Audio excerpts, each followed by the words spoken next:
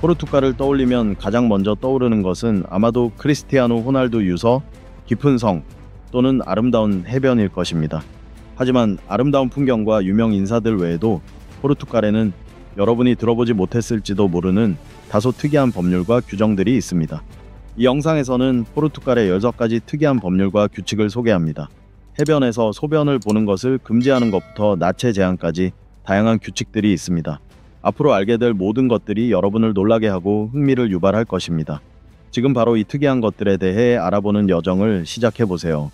해변에서 소변을 보는 것은 금지되어 있습니다. 해변에서 소변을 보는 것이 불법인지 궁금해하신 적 있으신가요?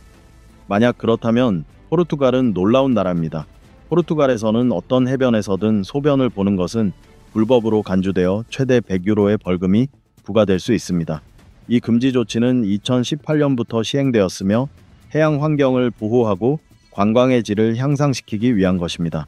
소변에는 박테리아와 영양소가 포함되어 있어 물을 오염시켜 해양 생태계와 방문객의 건강에 악영향을 미칠 수 있습니다.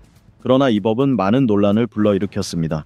일부에서는 해변 소변 금지가 과도하고 개인의 자유를 침해한다고 주장합니다. 또한 위반자를 적발하고 처벌하는 것이 매우 복잡하기 때문에 이 규칙을 어떻게 시행할 수 있을지 의문을 제기합니다.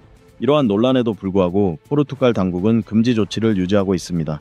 대안을 제시하기 위해 많은 해변에 공중 화장실을 설치하여 방문객들이 바다를 오염시키는 대신 이용하도록 장려하고 있습니다. 또한 소변을 포함한 폐기물을 바다에 버리는 것의 유해성에 대해 대중과 관광객을 교육하기 위한 인식 제고 캠페인도 시작되었습니다. 포르투갈은 이러한 조치를 통해 해양 환경을 보호하고 깨끗하고 환영하는 관광지로서의 이미지를 강화하고자 합니다. 알몸으로 운전하는 것은 금지되어 있습니다. 이상하게 들릴지 모르지만 포르투갈에는 일부 사람들 사이에서 놀라운 관습이 있습니다. 바로 알몸 운전입니다. 이 관습 때문에 당국은 옷을 벗고 운전하는 것을 명시적으로 금지하는 법을 시행했습니다. 포르투갈 교통법에 따르면 운전자와 승객 모두 공공도로에서 사타구니를 가리는 옷을 착용해야 합니다. 이 규칙은 안전과 공공 질서를 보장하기 위해 1986년에 제정되었습니다. 많은 사람들은 이 법이 과도하고 개인의 자유를 침해한다고 생각합니다. 그들은 알몸 운전이 완전히 가리고 운전하는 것보다 더 위험하다는 증거가 없으며 완전히 가리고 운전하는 것은 시대에 뒤떨어진 관행이라고 주장합니다. 반면 이 법을 지지하는 사람들은 옷을 벗고 운전하면 다른 운전자의 주의를 분산시켜 사고 위험을 높일 수 있다고 주장합니다. 더 나아가 사회적 규범을 어기는 모욕적인 행위로 간주합니다. 이 법은 때때로 위반되기도 합니다. 2018년에는 한 남성이 고속도로에서 알몸으로 운전하다 벌금을 물어야 하는 사건이 발생하여 큰 화제가 되었습니다. 오늘날에도 알몸 운전 금지는 포르투갈에서 여전히 논쟁을 불러일으키고 있습니다. 일부 시민은 이 법의 폐지를 주장하는 반면 다른 시민은 이 법이 유지되어야 한다고 주장합니다. 여러분의 의견이 어떠하든 이 규정이 미국에서 가장 특이한 규정 중 하나라는 점은 부인할 수 없습니다. 휴지 품절. 포르투갈에 처음 오셨다면 높은 관광객 수요에도 불구하고 많은 화장실에서 화장지를 찾기가 거의 불가능하다는 사실에 놀라실지도 모릅니다. 포르투갈 사람들은 화장실 사용 후 병이 옆에 설치된 물 분사 장치인 비데를 자주 사용합니다. 비데를 사용하면 건강과 개인 위생에 여러 가지 이점을 얻을 수 있습니다. 물이 더 효과적으로 세척되어 민감한 부위의 피부 자극과 감염 위험을 줄일 수 있습니다. 또한 화장지 소비를 크게 줄여 천연 자원 보존에도 도움이 되므로 환경 친화적인 선택입니다. 포르투갈에서 비데를 선호하는 이유는 청결을 중시하는 오랜 전통과 문화적 관습 때문입니다. 비데는 화장지보다 훨씬 편안하고 깨끗한 경험을 제공한다고 알려져 있습니다. 하지만 비데 사용에는 단점도 있습니다. 설치 및 유지 관리 비용이 더 많이 들 수 있으며 제대로 사용하려면 위생을 유지하고 물 낭비를 방지하기 위한 지침이 필요합니다. 최근 포르투갈 특히 대도시와 관광지에서 화장지 사용이 점점 더 보편화되고 있습니다. 그럼에도 불구하고 비데는 여전히 포르투갈 가정의 핵심 요소이며 포르투갈 위생 문화의 독특한 특징을 보여줍니다. 간단히 말해 화장지 대신 비데를 사용하는 것은 포르투갈 위생 문화에서 독특한 관행으로 건강상의 이점과 높은 환경의식을 모두 반영합니다. 엘리베이터 안에서는 키스가 금지되어 있습니다. 거리공원 해변에서는 파트너와 키스할 수 있지만 포르투갈에서는 엘리베이터 안에서 키스하는 것이 불법이며 이를 위반할 경우 최대 50유로의 벌금이 부과될 수 있습니다. 엘리베이터 내 키스 금지는 1990년에 음란 행위를 방지하고 승객의 안전을 보장하기 위해 도입되었습니다. 이 법에 따르면 엘리베이터에서 불쾌하거나 무례하다고 간주되는 모든 행동은 처벌받을 수 있으며 여기에는 키스도 포함됩니다. 이 규칙은 다소 가혹해 보일 수 있지만 논리적인 근거가 있습니다. 엘리베이터는 매우 좁은 공간에 많은 낯선 사람들이 모이는 폐쇄된 공공장소이기 때문입니다. 엘리베이터 안에서 키스를 하면 다른 탑승객에게 불편함, 당혹감, 심지어 위협감을 줄 수 있습니다. 더욱이 특히 엘리베이터가 꽉 차 있거나 움직이고 있을 때 지나치게 친밀한 행동은 주의를 산만하게 하거나 위험한 상황을 초래할 수 있습니다. 따라서 포르투갈을 방문할 계획이라면 이 규칙을 명심하고 엘리베이터에서 애정 표현을 하지 마십시오. 이러한 제스처는 좀 더 사적인 상황에서만 사용한다면 불필요한 문제를 피할 수 있습니다. 하지만 이 법은 항상 엄격하게 시행되는 것은 아니며 상황에 따라 유연하게 해석될 수 있습니다. 예를 들어 친한 친구 사이의 가벼운 볼키스는 용인될 수 있지만 진한 키스와 같은 더 격정적인 행위는 처벌받을 수 있습니다. 간단히 말해 포르투갈에서 엘리베이터를 이용할 때 불편을 피하는 가장 좋은 방법은 공용 공간을 존중하고 주변 사람들에게 예의 바르게 행동하는 것입니다. 포르투갈이 스페인에 속한다고 말하는 것은 금지되어 있습니다. 포르투갈과 스페인이라는 이름이 비슷해 보이거나 지리적으로 연결되어 있다고 해도 포르투갈이 스페인에 속한다고 말하는 것은 절대 실수가 아닙니다. 혹평이나 심지어 가혹한 질책을 받고 싶지 않다면 말입니다. 이러한 암묵적인 금지는 이베리아 반도에 있는 두 이웃나라 사이의 길고 복잡한 역사와 깊이 연관되어 있습니다. 중세 이후 포르투갈과 스페인은 수많은 갈등, 영토 분쟁, 그리고 지배 시도에 휘말려 왔습니다. 그러나 협력과 평화로운 공존의 시기도 있었습니다.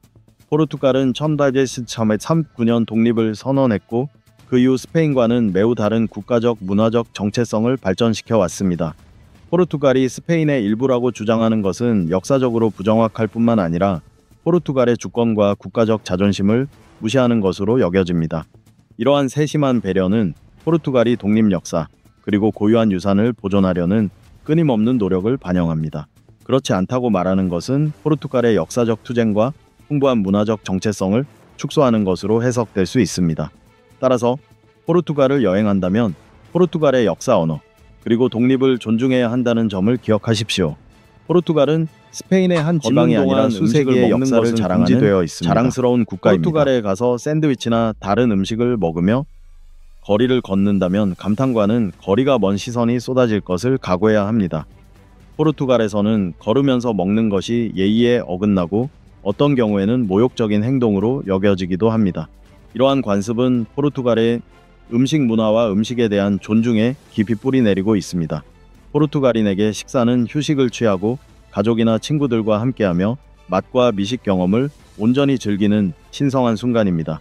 걸으면서 급하게 먹는 것은 음식과 자신 모두에게 무례한 행동으로 여겨집니다. 더 나아가 비위생적이고 허름한 행동으로 여겨져 식사하는 사람에 대한 부정적인 이미지를 심어줄 수 있습니다. 포르투갈 요리는 정교하고 보기 좋게 그리고 풍미 있는 요리를 중시하기 때문에 길거리 음식을 서두르는 것은 포르투갈 요리 스타일에 적합하지 않은 것으로 여겨집니다. 포르투갈에는 길거리 음식 노점이 있지만 대부분의 사람들은 여유롭게 앉아서 먹을 곳을 찾습니다. 그러니 포르투갈을 방문한다면 현지 관습을 따르는 것이 가장 좋습니다. 식사를 하려면 앉아서 편안하게 한 입 한 입 음미하는 것이 좋습니다. 걸어가면서 음식을 서두르는 것은 포르투갈 문화에 전혀 맞지 않습니다. 포르투갈에는 야생동물이 거의 없습니다. 자연을 사랑하고 야생동물의 자연 서식지 관찰을 꿈꾸신다면 포르투갈은 최적의 여행지가 아닐 수 있습니다. 포르투갈에는 야생동물 종이 매우 적으며 주된 이유는 인구 증가와 경제 성장으로 인해 많은 자연 서식지가 파괴되거나 크게 감소했기 때문입니다.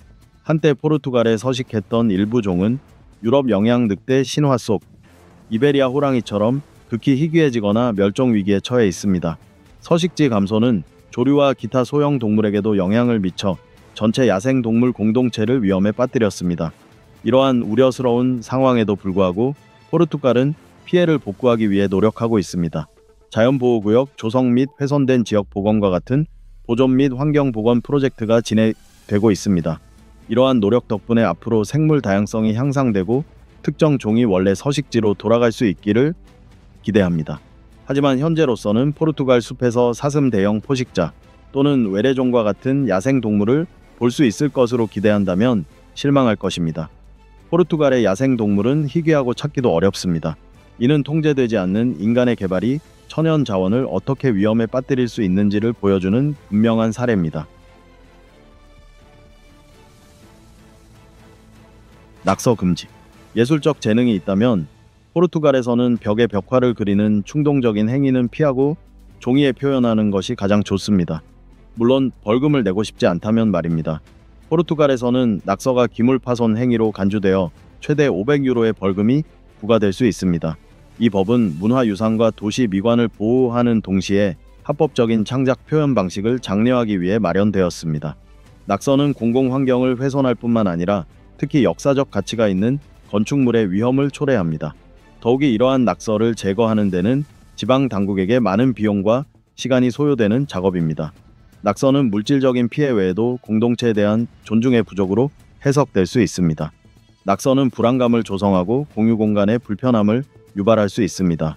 따라서 포르투갈 정부는 불법 낙서를 허용하는 대신 예술가들이 도시 예술축제 참여 지정된 낙서 벽 설치, 미술 수업 수강 등 합법적인 수단을 통해 자신을 표현하도록 장려합니다. 낙서에 대한 벌금은 공공재산을 보호하고 시민의 책임을 장려하기 위한 엄격하지만 필수적인 조치입니다. 우리는 모두 도시의 아름다움을 보존하기 위해 주의를 기울이고 함께 노력해야 합니다. 이른 점심이나 저녁 식사는 금지. 포르투갈을 방문한다면 식사 시간의 변화에 익숙해져야 합니다. 이곳에서는 점심을 오후 1시에서 3시 사이에 먹고 저녁은 오후 10시나 그 이후에 먹습니다. 이러한 리듬은 우연이 아닙니다. 포르투갈의 삶의 방식이며 역사 문화, 그리고 기후에 깊이 뿌리내리고 있습니다. 역사적으로 포르투갈은 해양 강국이었으며 식사 시간은 그 유산을 부분적으로 반영합니다. 선원들은 배에서 오전 업무를 마친 후 늦은 점심을 먹는 경우가 많았고 바다에서 하루를 보낸 후 햇살을 만끽하기 위해 하루가 끝날 무렵 저녁을 먹었습니다. 포르투갈 사람들은 문화적으로 가족 및 친구들과 함께하는 시간을 매우 소중하게 여깁니다.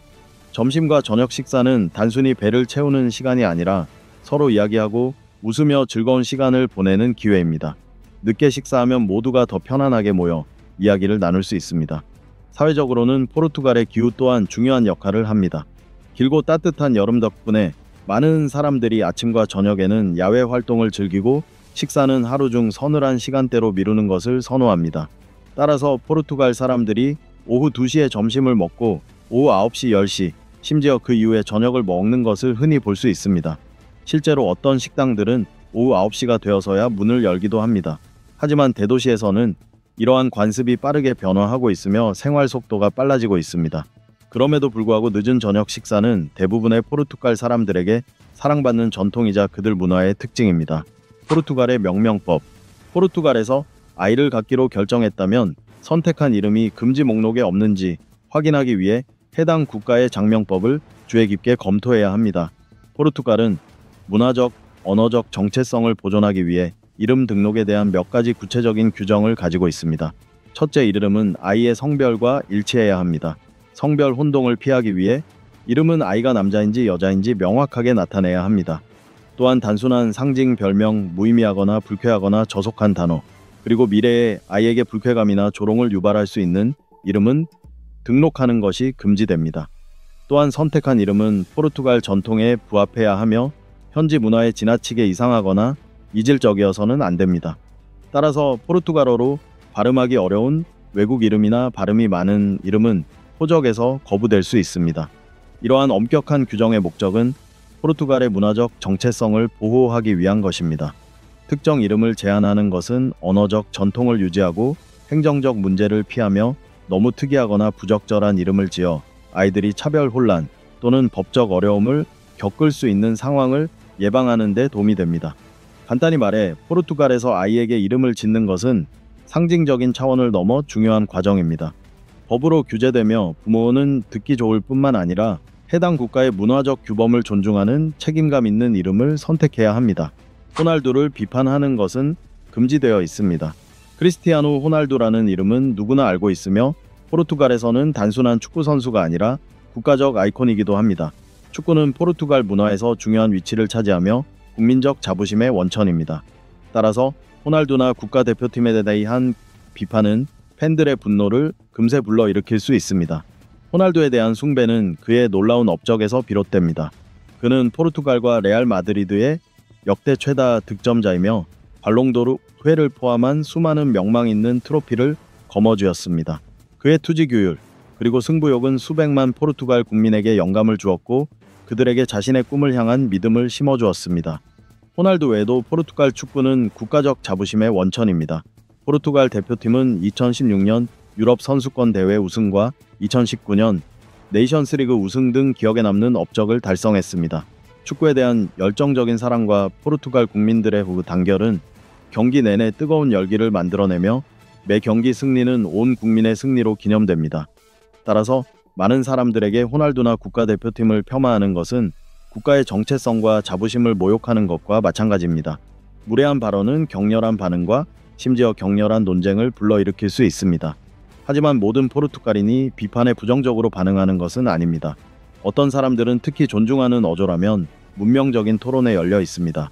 그럼에도 불구하고 포르투갈을 여행한다면 특히 그들이 가장 존경하는 영웅인 크리스티아노 호날두를 언급할 때는 축구에 대해 이야기할 때 배려하는 것이 가장 현명합니다.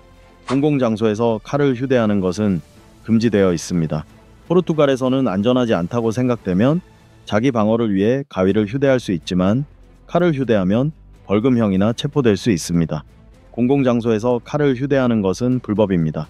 이는 많은 방문객, 특히 칼을 소지하는 것이 흔한 문화권 출신자들에게는 놀라운 사실일 수 있습니다.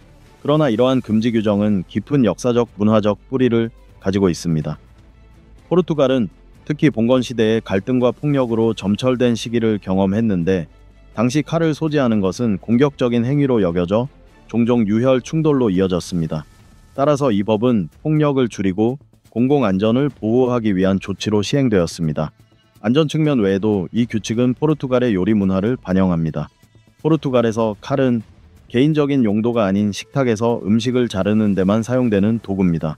따라서 공공장소에서 칼을 휴대하는 것은 부적절한 행동으로 간주되어 사회적 오해를 불러일으킬 수 있습니다. 그러나 예외도 있습니다. 요리사 농부 또는 업무상 칼이 필요한 근로자와 같은 전문직 종사자는 합법적으로 칼을 휴대할 수 있습니다. 관광객은 공항 보안 규정을 준수하는 경우 항공기 탑승 시 위탁 수화물에 칼을 휴대할 수 있습니다. 간단히 말해 공공장소에서의 칼 휴대 금지는 위험을 줄이고 사회적 화합을 도모하며 공공장소의 평화를 유지하기 위한 것입니다. 신대륙의 절반은 한때 포르투갈의 소유였다. 오늘날 미국은 지구상에서 가장 강력한 국가이지만 과거에는 포르투갈이 세계의 광대한 지역을 지배했습니다. 실제로 15세기 소위 신대륙의 절반은 1094년 포르투갈과 스페인 간에 체결된 역사적인 토르데시아스 조약에 따라 포르투갈의 소유였습니다. 이 조약은 유럽 외부에서 새롭게 발견된 땅을 분할하여 두 식민 세력 간의 갈등을 피하기 위한 협정이었습니다. 카보베르데 제도 포르투갈 영토에서 서쪽으로 약 370리그 떨어진 곳에 북쪽에서 남쪽으로 가상의 선이 그어졌습니다. 그 선 동쪽의 모든 지역은 포르투갈의 소유가 되고 서쪽의 모든 지역은 스페인의 소유가 되었습니다. 이 조약 덕분에 포르투갈은 훗날 브라질이 될 지역을 포함한 남미의 광대한 지역을 식민지화할 권리를 획득했습니다. 포르투갈은 이 땅을 탐험했을 뿐만 아니라 신대륙의 가장 귀중한 식민지를 건설했으며 이 식민지는 결국 루시타니아어 문화 종교를 채택하게 됩니다. 토르데시아스 조약은 유럽 열강들이 어떻게 토착민들과의 협의 없이 세계를 분할했는지를 보여주는 명백한 사례입니다. 이러한 분할은 여러 지역의 정치, 문화, 언어에 여전히 남아있는 지속적인 유산을 남겼습니다. 제국은 사라지고 식민지는 독립했지만 브라질과 포르투갈의 역사적 유대감은 오늘날까지도 생생하게 남아있습니다. 포르투갈어는 9개국의 공식 언어입니다. 포르투갈의 식민지 역사에 대해서는 이미 언급했습니다. 어쩌면 그 때문에 포르투갈어가 전 세계 9개국에서 공식적으로 사용되고 있다는 사실이 놀랍지 않을지도 모릅니다. 이 모든 것은 포르투갈어가 탄생하고 발전한 포르투갈에서 시작됩니다. 포르투갈어는 1천만 명이 넘는 사람들의 모국어이며 일상 의사소통부터 문학, 교육, 정치에 이르기까지 모든 분야에서 사용됩니다. 두 번째로 주목할 만한 나라는 2억 1천만 명이 넘는 모국어 사용자를 보유한 거대한 남미 국가 브라질입니다. 실제로 브라질은 세계에서 가장 많은 포르투갈어 사용자를 보유한 나라입니다. 시간이 흐르면서 브라질 포르투갈어는 토착어 아프리카어, 유럽어의 영향을 받아 고유한 특징을 발전시켜 풍부하고 다양한 형태의 포르투갈어를 탄생시켰습니다. 또한 포르투갈어는 앙골라, 모잠비크, 기니비사우, 카보베르데, 상투메 프린시페 등 여러 아프리카 국가에서도 공식 언어로 사용되고 있습니다.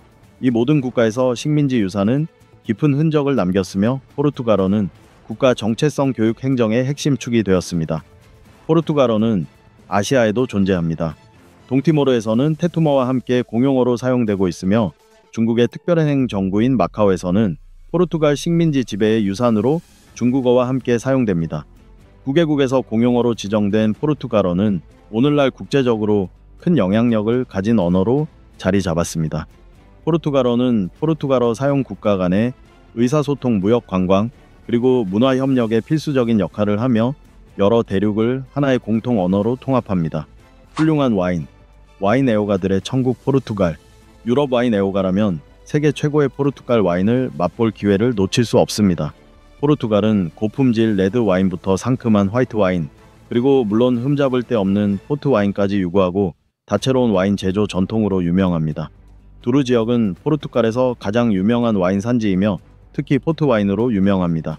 푸른 계곡과 이상적인 기후를 자랑하는 두르 지역은 풍부하고 복합적인 풍미를 지닌 와인을 탄생시켰는데, 이는 토종 포도 품종과 수세기에 걸쳐 완성된 와인 제조 기술의 절묘한 조합의 결과입니다. 황갈색, 루비색 빈티지 품종을 특징으로 하는 포트 와인은 전 세계 와인 애호가들을 매료시키는 문화와 미식의 상징입니다. 두루 지역 외에도 알렌테주, 다오, 비뉴, 베르드와 같은 다른 와인 생산지에서도 잊지 못할 경험을 선사합니다. 알렌테주는 강렬하고 균형 잡힌 레드 와인으로 유명하며 다오는 높은 산도와 섬세한 풍미로 유명합니다. 비뉴 베르드 지역은 더운 날씨에 적합하며 신선하고 산뜻하며 알코올 도수가 낮은 화이트 와인과 그린 와인을 생산합니다. 포르투갈 와인의 풍부하고 다채로운 맛은 독특한 포도 품종뿐만 아니라 한 방울 한 방울 완벽함을 추구하는 열정적인 와인메이커들의 노력 덕분입니다. 포르투갈 와인을 즐기는 것은 미각의 즐거움일 뿐만 아니라 포르투갈 사람들의 와인 제조 기술에 대한 헌신을 통해 문화적, 역사적, 그리고 감성적 여정을 경험하는 것입니다. 서핑의 천국, 파도의 성지 포르투갈. 바다, 특히 서핑을 좋아한다면 포르투갈은 지도에 꼭 표시해 두어야 할 곳입니다. 100km가 넘는 해안선을 자랑하는 포르투갈은 이상적인 해변과 쾌적한 기후 조건을 자랑하며 모든 레벨의 서퍼에게 잊지 못할 경험을 선사합니다. 포르투갈 서퍼들의 가장 큰 매력은 바로 강력하고 꾸준한 파도입니다.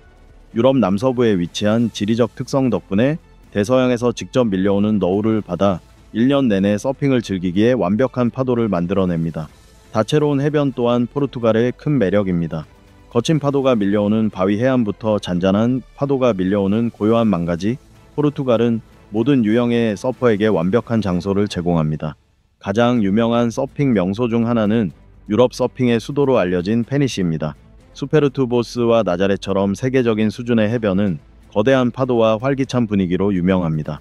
에리세이라는 모든 레벨의 서퍼에게 이상적인 또 다른 목적지이며 포르투갈 최남단에 위치한 사그레스는 모험심 넘치는 서퍼들을 위한 아름다운 풍경과 강력한 파도를 제공합니다.